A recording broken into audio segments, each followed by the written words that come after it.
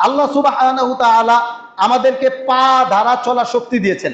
কিয়ামতের ময়দানে যারা অপরাধী তাদেরকে পা গুলো উপরে রাখবেন, মাথাগুলো নিচে রাখবেন।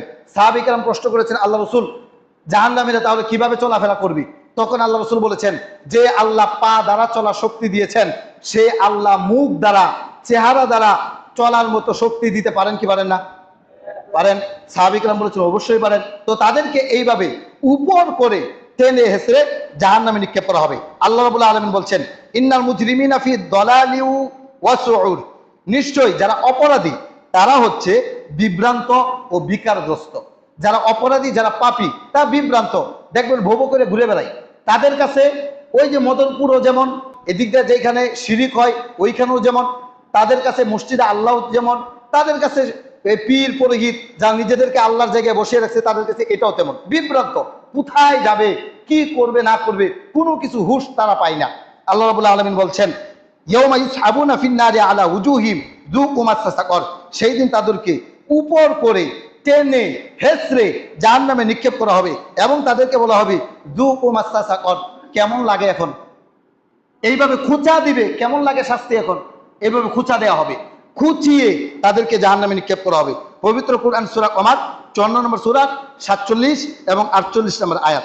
এরপর আল্লাহ সুবহানাহু ওয়া তাআলা আরো বলেন, ওয়া নাহশুরুহুম ইয়াওমাল কিয়ামাতি আলা উজুহিম উমিয়ান ওয়া বুকমান ওয়া সুম্মান, কিয়ামতের দিন আমি তাদেরকে সমবেত করব মুখের উপর ভর দিয়ে চলা অবস্থায়। তারা থাকবে বুবা, তারা থাকবে বুকমুন, তারা থাকবে বদির। তাদের অবস্থাটা এমন হবে, তারা মাথা নিচ দিয়ে চলবে। আল্লাহ রাব্বুল আলামিন বলছেন, মাওয়াহুম জাহান্নাম, তাদের ঠিকানা হবে জাহান্নাম। কুল্লামা খাবাত জিদনাহুম সাইরা, যখনই আগুন নিভে যেতে চাইবে তখনই ফেরেশতারা আবার প্রজ্বলিত করে দিবেন।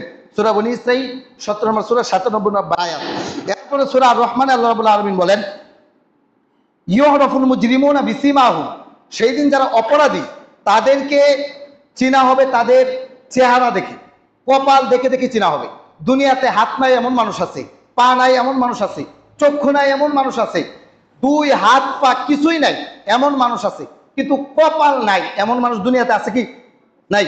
তাহলে আল্লাহ রাব্বুল আলামিন ইউরাফুল মুজরিমিনা বিসিমাহুম, আল্লাহ বলছে সেদিন অপরাধীদেরকে চেনা হবে তাদের মলিন চেহারা দেখে, কপাল দেখে দেখে চেনা হবে যে এটা অপরাধী, এটা পাপী। এইভাবে তাদেরকে ধরা হবে। ফায়ুখাযু বিন নাওয়াসি ওয়াল আকদাম, তাদের মাথার চুলের মধ্যে ধরে এবং পায়ের মধ্যে ধরে তাদেরকে টেনে হিসড়ে জাহান্নামে নিক্ষেপ করা হবে। রাসূলুল্লাহ সাল্লাল্লাহু আলাইহি ওয়াসাল্লাম বলেছেন, পায়ের মধ্যে বান দিবেন এবং চুলের মধ্যে টান দিবেন, এইভাবে টেনে হেসড়ে জাহান্নামীদেরকে নিক্ষেপ করা হবে। সূরা আর রহমান 55 নম্বর সূরা 41 নম্বর আয়াত।